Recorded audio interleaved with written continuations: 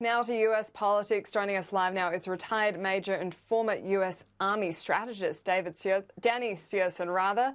Danny, this has been big news in the United States with John Bolton's book being released. What do you make of the revelations so far? Well, on one level, they are completely predictable. Trump's character, his inconsistency has been clear.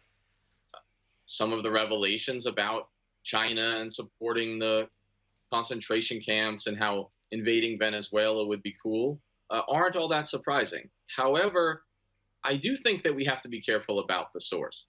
It's important to understand that John Bolton is a hawk's hawk who never met a regime that he didn't want to change.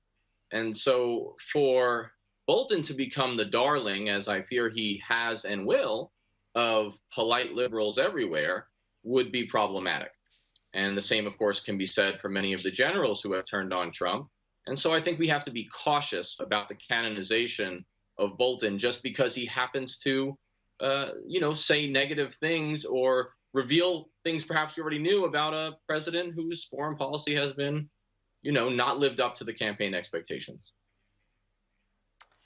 That's probably a pretty reasonable way to approach it. I saw the Washington Post headline was that he's a weasel in a weasel government. Do you think that there is anything in this book, though, that would be causing the Trump administration concern that people will take seriously coming out of it?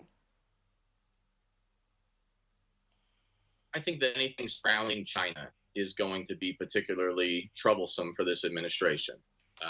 Surrounding this new Cold War with China, surrounding COVID, and any revelations that make it seem that President Trump might have been working with President Xi or enabling the Uyghur displacement and concentration is going to be problematic because the narrative has again shifted towards, China being not someone to make a deal with, but someone that potentially we have to contain and, engage in what really looks like a new Cold War. This was not what Trump promised. This is not what got some folks, even in the anti-war movement, hopeful. So I think that's what's going to matter a lot more to this administration than, say, the revelations about Venezuela or some of the other extraneous things, which matter but are not as politically turbulent.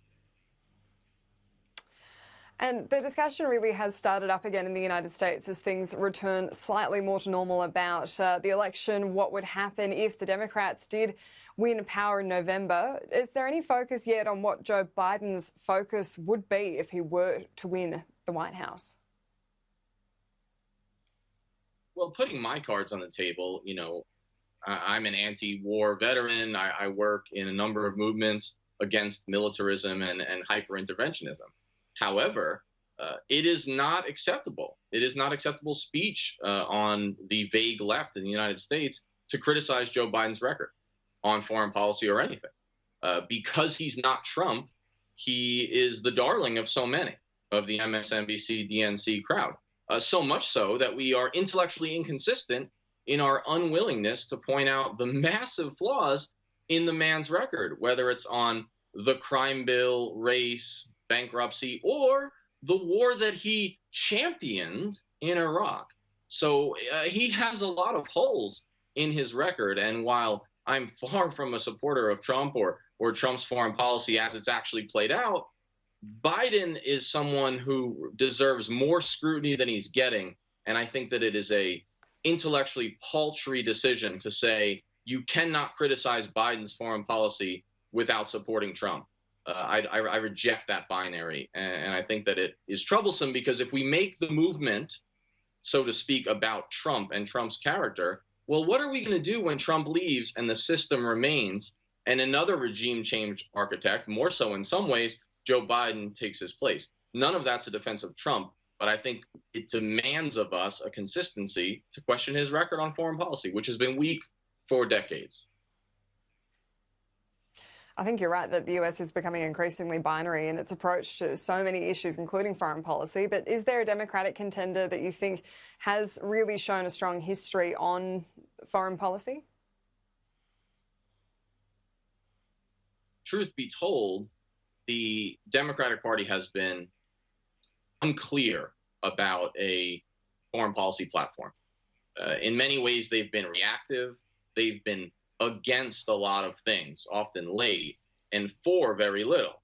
There's been not much of a Democratic platform on foreign policy. For the most part, they've ignored it in favor of kitchen table issues that they think will ring truer with the voting public. But there is data that demonstrates that Trump resonated on the campaign trail in many of the counties with the highest rates of, for example, Iraq and Afghanistan fatalities. So I think that they ignore foreign policy at their peril.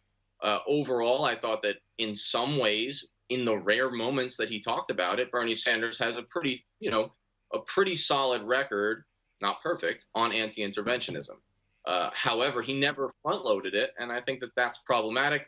I think the Democrats are going to rue the day that they ignored foreign policy, and that's really a shame, given that the reality of Trump is a huge, huge problem. And it's going to be an increasingly big problem leading up to the November polls. But can I ask as well, just on that issue of America becoming increasingly divided, you've been out in the protests, I understand. Has the issue, it seems like the riots and the looting has calmed down, but it doesn't seem like the actual issues themselves are getting any less tense.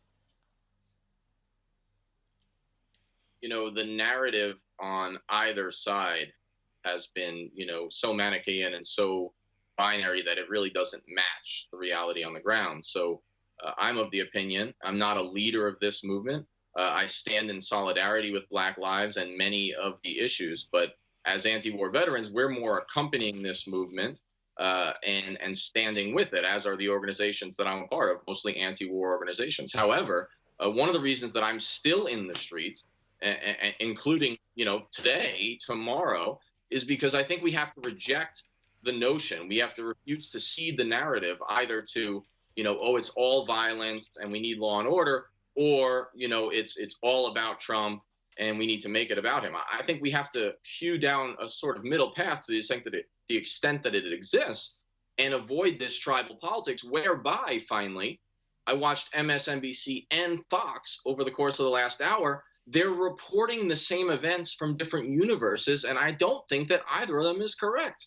And that's the America that we live in, that I try to organize in, and that I fought for. And it's shameful, and it does a disservice.